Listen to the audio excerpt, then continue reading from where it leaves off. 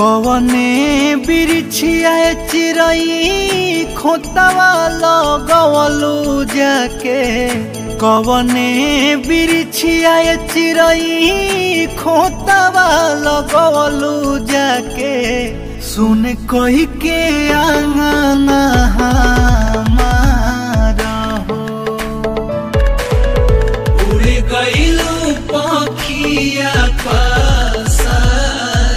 हो।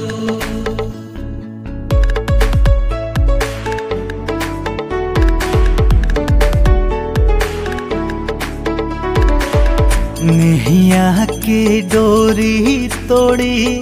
चले गइलू चुपे चोरी कवने नगरिया कवने गाँव हो खोजिले मन में बन में धाई धाई घरे आंगन में धरती आकाश ठावे ठाव हो देखे ना पाता गइलू कहवा ना पाता भइलू देखे ना पाता गइलू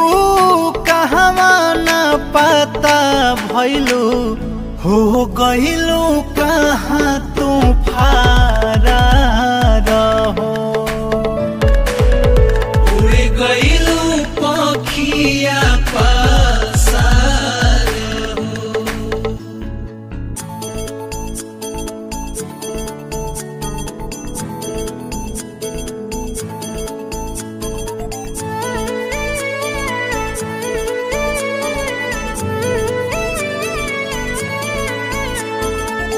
सूरज आचानवा से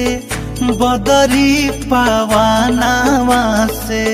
पूछिले गइलू कवना खोहा हो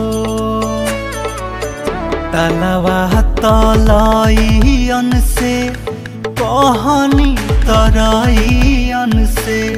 केहू ना देला तोहके जो हो अपने तलांगी गइलू लमहर सागरवा के अपने तलांगी गइलू लमहर सागरवा के हमरा के छोड़िए ही पार